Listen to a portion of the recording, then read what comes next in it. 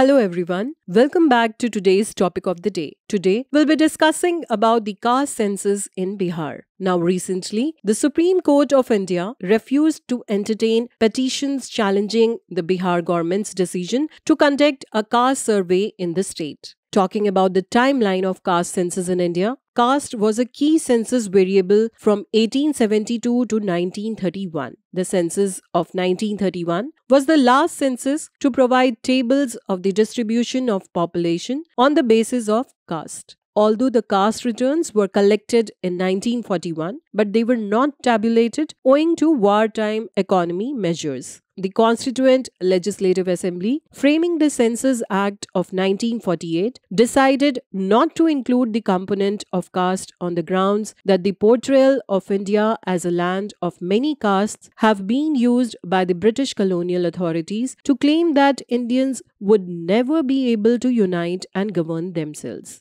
Now, if we talk about the arguments against the inclusion of caste in the census, there is no clear consensus on how to define and classify castes, which can lead to confusion and inaccuracies in the census data. Some individuals may choose not to disclose their caste either out of fear of discrimination or to avoid being identified as belonging to a lower caste. Also, there have been concerns that the data collected in a caste census may be manipulated to serve political or other interests. Also, the critics argue that a caste census reinforces the caste system and can perpetuate social inequalities. Coming to the arguments in favor of inclusion of caste in the census, the major demand for a caste census has come from backward classes commissions. They claim that it would be useful in planning. To target concentrations of backward groups, one would need block level or district level data, since this is the level at which decisions about locating schools or primary health centers is made. Further, a caste census would allow for the identification of socio-economic disparities within castes, which can help target government programs and policies to the most disadvantaged communities. Further, the census data could be used to inform the implementation of affirmative action policies such as reservation in education and government jobs to ensure that underprivileged communities have equal access to opportunities.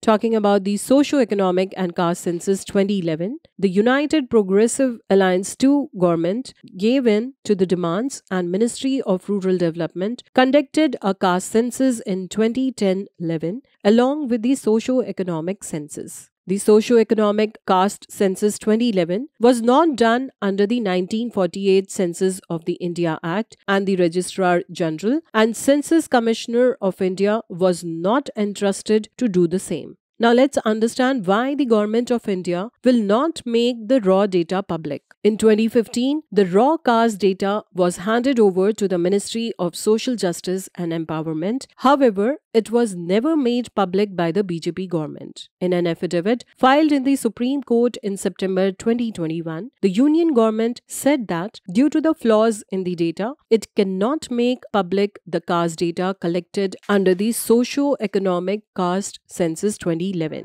The flaws in the data stem primarily from the fact that no registry of castes was prepared before conducting the 2011 caste census. This resulted in mistakes by enumerators who spelled the same caste in dozens of different ways. Now that was a little bit about the caste census in Bihar. Let's take a practice question. Consider the following statements regarding caste census. Statement 1. The census of 1931 was the last census to provide tables of the distribution of population on the basis of caste. Statement 2. The Socio-Economic and Caste Census 2011 was conducted under the 1948 Census of India Act by the Registrar General and the Census Commissioner of India. Now, which of these statements given above is or are correct? You may take a moment and give your answer in the comment section below.